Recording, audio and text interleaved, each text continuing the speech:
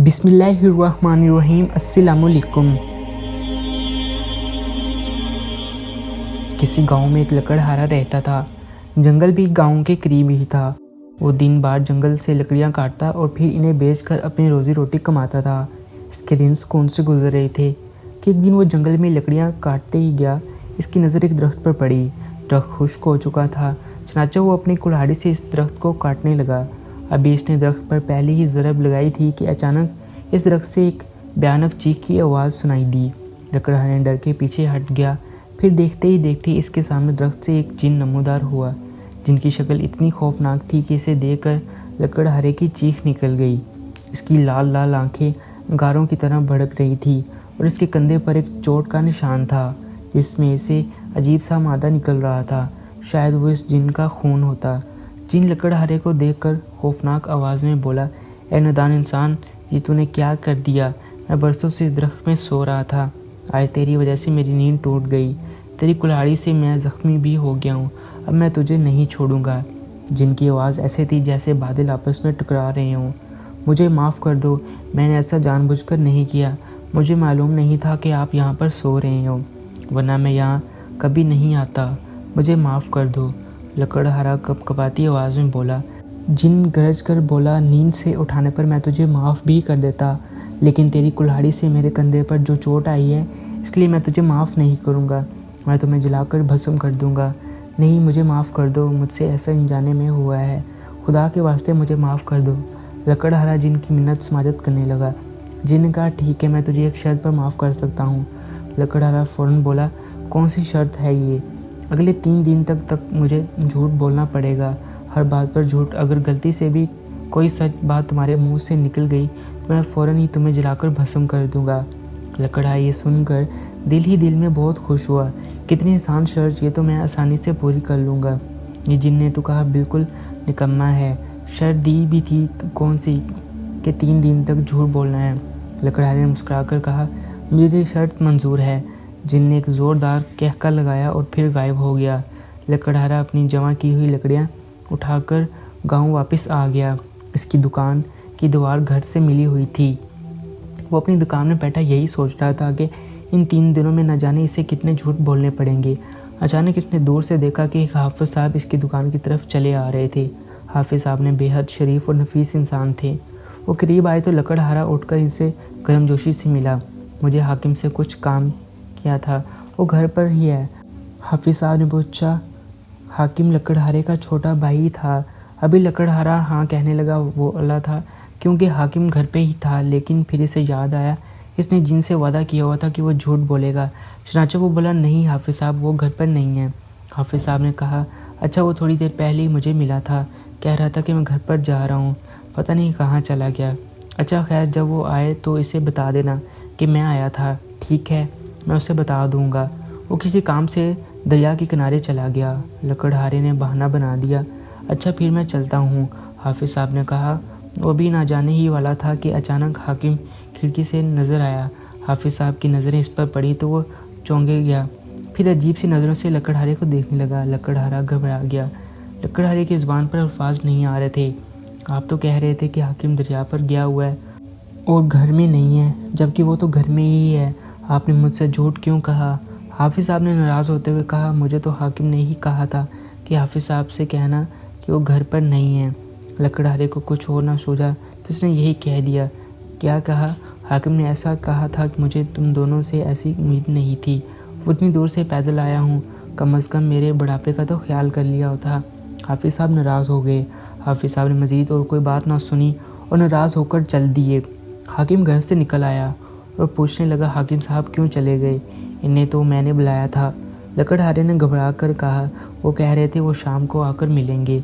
अच्छा, हाकिम ने कहा। वो दोबारा घर में चला गया। लकड़हारे को अब आप पर हाफिज़ साहब ना आए तो हाकिम खुद इनके घर पर चला गया। फिर जब वो वापस आया तो आते ही लकड़हारे पर बरस पड़ा। आपने इन्हें मेरे बारे में झूठ क्यों बताया? आपको पता है कि आप इसकी छोटी सी शरारत की वजह से वो मुझसे कितने खफा हैं। मुझे आपसे ऐसी तवक्का ना थी। लकड़हारा शर्मिंदा सारा हो गया। हाफिज़ और भाई दोनों नाराज़ हो गए थे। लकड़हारा इस बात पर बहुत ज़्यादा परेशान था। सारी रात इस परेशानी में गुजर गई। اگلے دن جب لکڑہارا لکڑیاں بیچ کر گھر واپس آ رہا تھا اس نے کمائے ہوئے روپوں کی تھیلی جیب میں رکھی لی تھی، لیکن ابھی وہ تھوڑی دیر آگے چلا گیا تھا۔ اسے محسوس ہوا تھیلی جیب میں نہیں ہے۔ اس نے فوراً جیب میں دیکھنا چاہا، لیکن یہ دیکھ کر اس کے سان خطا ہو گئے۔ جیب اندر سے پھٹی ہوئی تھی، اس کے منہ سے بہتیا نکلا۔ تھیلی کہیں گر تو نہیں گئی؟ وہ اسے ڈھونڈتے ڈھونڈتے واپس ہوا سے اس نے دیکھا کہ ایک شخص ہاتھ میں تھیلی اٹھائے اور زیادہ دے رہا ہے۔ یہ تھیلی کس کی ہے؟ یہ تھیلی کس کی ہے؟ مجھے راستے میں پڑی ہوئی ملی ہے، جس کی ہے وہ واپس آ کے لے سکتا ہے۔ لکڑہارا یہ دیکھ کر بہت خوش ہوا اور آگے بڑھ کر کہا، لیکن پھر اسے فوراً ہی خیال آیا کہ وہ سچ نہیں بول سکتا۔ لکڑہارے کو آگے بڑھتا دیکھ کر وہ شخص اس کے پاس آیا اور پوچھا کہ یہ تھیلی آپ کی ہے؟ لکڑہارے نے ناچتے ہوئے بھی کہا، نہیں، تھیلی میری نہیں ہے، میں تو پہلی بار اسے دیکھ رہا ہوں۔ وہ شخص پھر آواز لگانے لگا۔ ایک اور شخص نے وہ تھیلی اپنی بتا کر اسے لے لی اور چلتا بنا۔ لکڑہارے کو دل ہی دل میں اس شخص پر بہت غصہ آ رہا تھا۔ وہ جھوٹ بول کر اس کی تھیلی لے کر چلا گیا اور غصہ اپنی جھوٹ بولنے پر بھی آ رہا تھا، جس کی وجہ سے اسے اچھا خاصا نقصان اٹھانا پڑا تھا۔ وہ دل ہی دل میں کھڑ گیا تھا۔ پھر اسے یاد آیا کہ اس نے تو آج قاضی کی عدالت میں جانا تھا، کیونکہ اسے ایک رشتہ دار چوری کے جرم میں گرفتار ہوا تھا اور وہ بالکل بے قصور تھا۔ اسے اپنے رشتہ دار کے حق میں گواہی دینے جانے تھا۔ پھر وہ جلدی جلدی عدالت میں پہنچا۔ سب سے پہلے یہ موجود تھے، بس اسی کا ہی انتظار تھا۔ پھر اسے گواہی دینے کے لیے بلایا گیا۔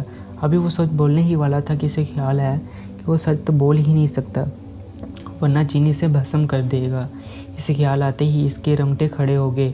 قاضی صاحب نے اس کے بولنے کا انتظار کر رہے تھے، لیکن جب وہ کافی دیر کچھ نہ بولا تو قاضی صاحب گرج کر بولے، تم جواب کیوں نہیں دے رہے ہو؟ لکڑہارا سہم گیا اور گھبرا کر بولا، حضور، مجھے یہاں جھوٹی گواہی دینے کے لیے بلایا گیا ہے۔ اصل میں چوری میرے عزیز نے ہی کی ہے، وہی قصوروار ہے اور مجرم ہے۔ اس نے ڈاکہ ڈالا ہے اور اس کے وارثوں نے مجھے پیسے دے کر جھوٹی گواہی دینے پر آمادہ کیا ہے۔ یہ سننے کی دیر تھی کہ اس کے رشتہ دار اس پر راگ بگولا ہو گئے۔ خود ملزم کا رنگ بھی سفید پڑ گیا تھا۔ وہ لکڑہارے کی جھوٹی گواہی پر حیرت زدہ ہونے لگا اور ساتھ ساتھ اس پر بہت زیادہ غصہ بھی آنے لگا۔ آخر قاضی صاحب نے اسے سزا دینے کا حکم دے دیا۔ سپاہی لڑکے کو لے کر چلے گئے۔ لکڑہارا خود بھی گھبرایا ہوا تھا۔ ملزم کے جانے کی دیر تھی کہ لکڑہارے کے عزیز اس پر برس پڑے۔ وہ بہت بھلا کہنے لگے۔ آخر سب رشتے ناطے توڑ کر چلے گئے۔ اگلے دن وہ جنگل میں لکڑیاں کاٹ رہا تھا تو اچانک وہاں سے بادشاہ کا گزر ہوا۔ بادشاہ نے اپنے سپاہیوں کے ساتھ تھا۔ بادشاہ جنگل میں شکار کھیلنے آیا ہوا تھا۔ لکڑہارے کو دیکھ کر بادشاہ نے ایک سپاہی کو اشارہ کیا۔ پھر وہ لکڑہارے کے پاس آیا اور بولا، اے لکڑہارے، ہمارا پانی والا برتن کہیں کھو گیا ہے۔ بادشاہ بہت پیاسے ہیں، اگر تمہارے پاس پانی ہے تو بادشاہ کے لیے پیش کرو، ضرور تمہیں انعام دیں گے۔ انعام کا سن کر لکڑہارا بہت خوش ہوا، کیونکہ اس کے پاس پانی موجود تھا، لیکن پھر اسے جن کا خیال آیا تو ساری خوشی غائب ہوگی۔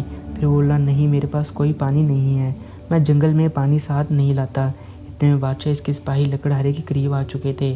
لیکن تمہارے اس برتن میں کیا ہے؟ سپاہی نے اس کے پانی والے برتن کی طرف اشارہ کیا تو اس کے رنگ اڑ گئے۔ سپاہی نے فوراً لپک کر وہ برتن اٹھایا اور بادشاہ کو پیش کیا۔ بادشاہ نے پانی پیا اور کہا، اے لکڑہارے، تم ہم سے جھوٹ کیوں بولنا چاہتے تھے؟ اس کی کیا سزا ہے؟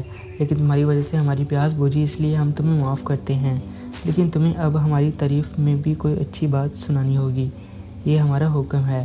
لکڑہارے نے سن رکھا تھا کہ بادشاہ کو اپنی تعریف سننے کا بہت شوق ہے۔ بادشاہ صاف دل اور نیک دل تھا، لیکن لکڑہارا اس وقت کوئی بات سچ نہیں بول سکتا تھا۔ وہ کپکپاتی آواز میں بولا، حضور، اے والا، آج آپ کے بارے میں کچھ اچھا کہوں گا تو میری جان چلی جائے گی۔ یہ بات کسی کو بھی نہیں بتا سکتا۔ آپ میں کیا ہوں بھی کہ آپ کو اچھا کہوں؟ آپ کی شکل اتنی بھیانک ہے کہ چیلوں کے بچے بھی آپ کو دیکھ کر ڈر جائیں۔ آپ بالکل نکمے اور بیوقوف ہیں۔ آپ میں تو شعور نام کی کوئی چیز نہیں ہے۔ یہ سنا تھا کہ بادشاہ غصے میں آگ بولا ہو گیا۔ بادشاہ کے حکم پر سپاہیوں نے لکڑہارے کو اتنا مارا کہ اس کی طبیعت صاف ہو گئی۔ اسے ایسا لگا کہ جیسے اس کی ہڈیاں جوڑوں سے الگ ہو گئی ہوں۔ بادشاہ سپاہی سمیت وہاں سے چلا گیا۔ لکڑہارا غصے سے اپنا سر پیٹ کر رہ گیا۔ اسے جھوٹ کی وجہ سے بہت نقصان اٹھانا پڑا۔ اب اس کو اتنی مار بھی پڑ گئی تھی۔ ابھی 3 دن گزرنے میں کچھ ہی وقت باقی تھا کہ اچانک اس کے سامنے وہی جن نمودار ہوا۔ جن پہلے تو اس کی حالت دیکھ کر چونکا۔ اس نے لکڑہارے سے کہا، اے لکڑہارے، بتاؤ، تم نے پورے 3 دن تک جھوٹ بولا اور اگر نہیں بولا تو مرنے کے لیے تیار ہو جاؤ۔ لکڑہارا اٹھ کر کھڑا ہوا، فوراً بولا، ہاں میں نے پورے 3 دن تک جھوٹ بولا ہے، اس کی وجہ سے مجھے بہت سی نقصان بھی اٹھانے پڑے ہیں، میں نے بہت مشکلیں بھی جھیلی ہیں۔ لیکن پھر اس نے فوراً ہی اپنی غلطی کا احساس بھی ہو گیا، کیونکہ ابھی 3 دن مکمل ہونے میں کچھ وقت بھی باقی تھا، اور اس نے غلطی سے سچ بول دیا۔ اس پر جن نے ایک زوردار کہکا لگایا، بولا، اے نادان انسان، تو نے 3 دنوں تک مشکلیں جھیلی، نقصان بھی اٹھائے، لیکن آخر میں آ کر تم نے اپنی کم عقلی کی بات سچ بول دی۔ بیٹھی، اگر تو ذرا عقل سے کام لیتا، نہ تو نقصان اٹھاتا اور نہ ہی اب میرے ہاتھوں مارا جاتا۔ یہ سن کر لکڑہارے کا رنگ پھیکا پڑ گیا، لیکن اس سے پہلے وہ کچھ بولتا، جن نے اسے پھونک ماری اور وہ بیچارہ لکڑہارا بھسم ہو کر اڑ گیا۔ بادشاہ کہانی ٹی وی۔ تو گائز یہ تھی ہماری آج کی کہانی، امید ہے آپ لوگوں کو پسند آئی ہوگی۔ اگر آپ لوگوں کو پسند آئی ہو تو لازمی ہمارے چینل کو سبسکرائب، شیئر، لائک کریے گا۔ ملتے ہیں نیکسٹ ویڈیو میں، تب تک کے لیے اللہ حافظ۔ سب لوگ اپنا بہت زیادہ خیال رکھیے گا۔